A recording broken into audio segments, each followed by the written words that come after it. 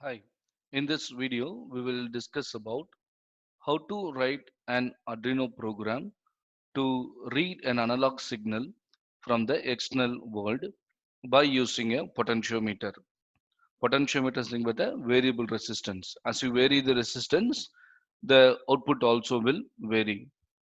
So let us consider this circuit where you have an Arduino board, and it is an Uno board now, but the same concept can be extended for Atmega 2560 also. So here you can see that there is a potentiometer that is connected to an analog pin A0, and this the middle portion is connected to the A0, and the upper part is connected to the 5 volt, and the bottom part is connected to the ground. So as you vary this resistance, the signal that passes through the resistance varies, particularly the current varies. As a result, we will be getting different value that's read by the microcontroller. Okay.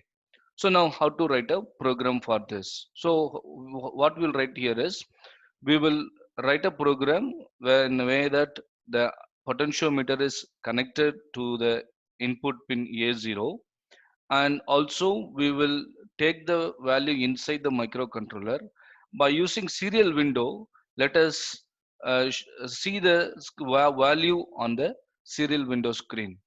Okay, so let's see how to do it. So the first and foremost statement, important statement, is void setup.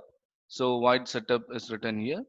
Then to start with the serial communication or to initiate the uh, serial communication, so we use a begin method of the serial class, and we set the baud rate to 9600.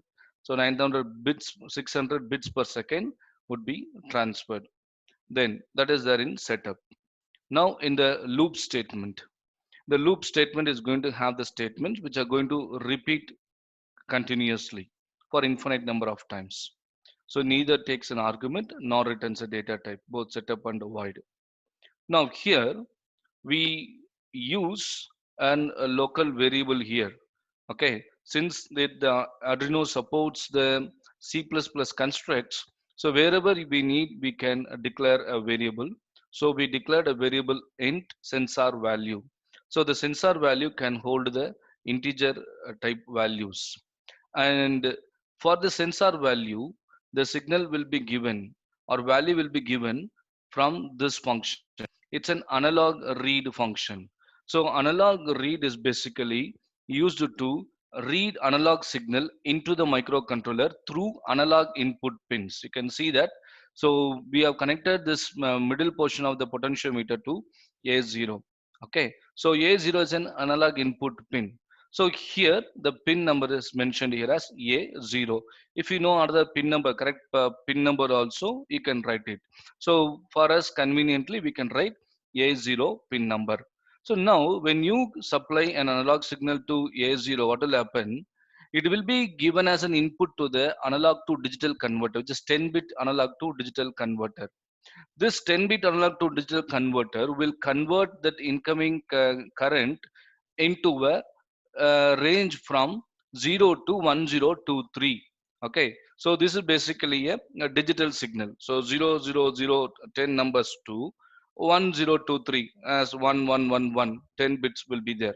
So in such a way it will convert into. Okay, so now when you read the value, the values between 0 and 1023 will be given to the sensor value.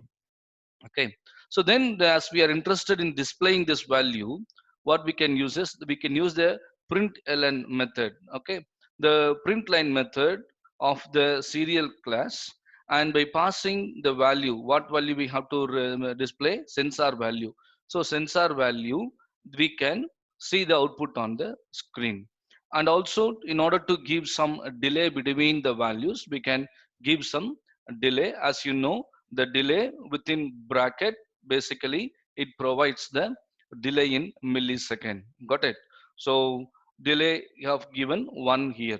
Okay, then you can close the bracket here. So that's basically the serial function. Okay, so reading the analog input and displaying using serial function. And also, in order to show you the output, I make use of one particular website called tinkercad.com, which you can use to simulate your Arduino experiments by writing the code into it, and also by making use of for some other applications. Okay, so let's see now how to write a uh, how to develop this particular setup in the tinkercad.com website. Okay, so here I have an Arduino board. Okay, so in this board we have many experiments. All basic experiments are given here. You can verify it one by one when time permits.